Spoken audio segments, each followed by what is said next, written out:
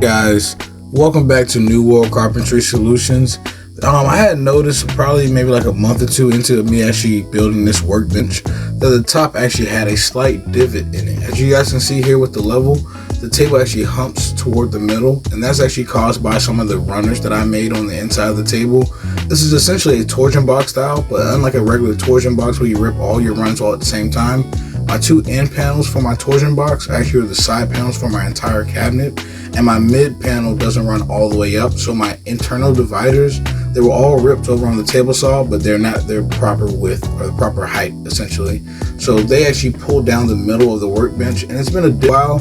It hasn't been too much of an issue, but realistically having a perfectly flat top is really crucial to any type of fine woodworking.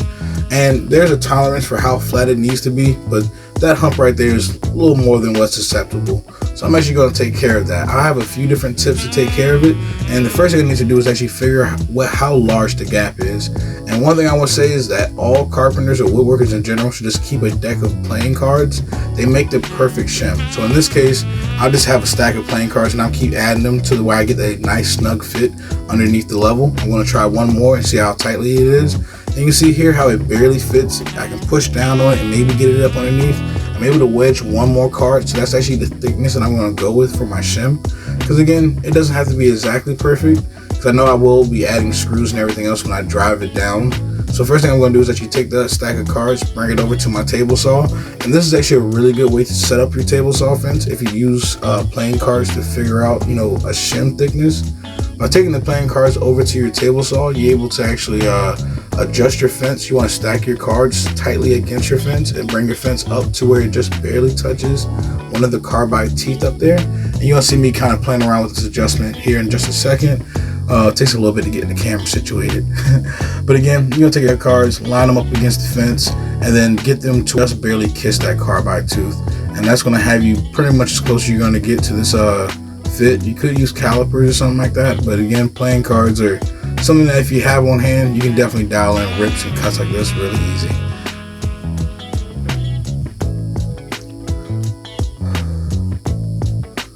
But after you have that dialed in, the next thing you want to do is actually find a piece of scrap. And I have a piece of 2x4, or not even a 2x4, left around in the shop, and I figured this will make the perfect shim. I've already cut it to the width of the actual table or the runners underneath.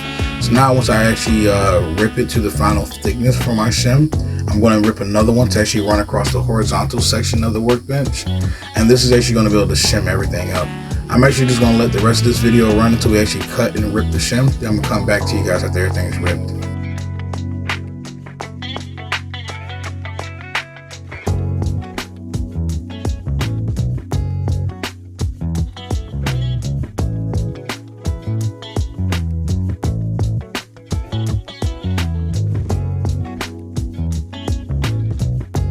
One key tip that I do want to add, you guys will see me doing it here. Instead of cutting all the way through your piece all in one pass, I like to actually flip it over and do a half cut. That way, one, because it's such a skinny rip, my push stick is a 1/2 inch piece of plywood, so I can actually do rip narrower than up to a 1/2 inch. But once your rips get skinnier, now you're cutting into your push. So if I did a full depth cut, that blade would have been going all the way through the heel of my push stick. So by doing a half pass like that, I'm able to actually flip it over and completely avoid cutting my push stick, and it keeps that piece from flying back at me. It's just something that I picked up. And again, if you don't have to cut all the way through the piece, and if you can go slow and steady, you'll still get a perfect rip, and you don't have to. It's a lot safer. Just one of those tips that I want to throw in there for you guys. But I'll see you guys after everything's ripped down, and we'll go back to the workbench so we can go into the shimming process. And as you guys can see here, it just barely slides up underneath the level. It doesn't lift the level. And then I'm going to take a playing card again just to test the fit. And as you can see, the playing card just barely can lip up under there. If I push on it a little bit, it just barely slides under. So that actually is a perfect fit, and I think this will adjust the table to get a nice, perfectly flat top. So the next thing I need to do, unfortunately, is back out all the pocket screws that are actually holding down the top. But that's a process. I wasn't actually going to show it, but I think I do. I can't quite remember. We're going to see in just a second. But after we're going to do all the pocket holes, we're going to end up sliding this shim across the main mid runner. And then I'm going to cut a few more pieces to actually go across the long span, and that should actually adjust the dip in the table. And as you see here, actually I didn't show me undoing all the pocket screws, but after I had them all unscrewed, what I decided to do is just show you guys how I went about lifting everything up so I can drive in the shim. One thing I love about these quick clamps is that the trigger clamps, that's what they're called. One thing I love about trigger clamps is that you can actually reverse the jaws to make them spreaders. So in this case, I'm using them as like a jack just to lift up the tabletop. So one, I can get it flat to where it's just barely touching the level, and I'm able to slide the shim all the way underneath after spreading the top. So if you guys didn't know that, make sure you get yourself a set of trigger clamps, because again, they also work as great spreaders.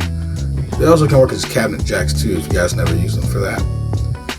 But yeah, as you guys see me doing here, I'm just again opening up that gap so I can throw that shim in there. And you guys can also see that gap beneath the level closing up. And it's pretty exciting actually, because again, I've been working with the slight hump inside of the workbench for a while now. Haven't really even paid it any attention, but after straightening everything out, it's a phenomenal difference. Glue ups and everything else is 1,000 times easier. So when you guys build yourself your first workbench or any workbench, take the extra care to make sure everything is perfectly flat. It's just do it. I can't recommend it enough. But yeah, after I slide the shim in, I'm going to actually come back and show you guys pretty much how it worked out. Come back and test it with the card, and you guys get to see the results. And as you guys can see, I no longer have that large, I don't know what that was, maybe like 1/4 to 3/8 inch belly in the middle of the table. I check it front, back, left and right on either side of the table. I do actually have a slight dip though. You guys will see toward the back right hand corner. Actually I don't show it all the way, but I end up taking the level and like laying it across diagonally across the table. There's one slight spot that where I can fit one playing card underneath. All this across here though, that's nice and tight. Playing cards don't fit in there. All toward the left. But then as you go back toward the right, there's one section. You might be able to see it on camera. Nope, it's only when I go diagonal. I can't, yeah, I remember I was laying the front to back, it's perfectly flat. But when you set it up in the diagonal, actually I think I see it right now. When I set the level up diagonally from corner to corner, yeah, I'm gonna get a cameraman one day, guys. That's one thing I definitely have noticed with these long format videos. I need to get better footage or more accurate footage. But as you can see right there, there's a slight dip right there, and I'm able to slide one playing card, and that's going from one corner to the other. Slight problem, bothers me a little bit, but it's actually nothing really major. I don't think that's going to affect any of my projects. I can get plenty perfectly flat glue ups with a huge dip in the table. Now I think we're going to be working with gas. The last thing I do need to do though is actually go ahead and cut in and fill in the rest of those stretchers on the left and right of the main mid stretcher, and then pretty much drive in all my screws. But yeah, that one gap right there, that bothers me a little bit, but again, as long as I know that front to back there is no dips, I at least have a fairly flat surface. It's not perfect, but it's perfectly fine for me.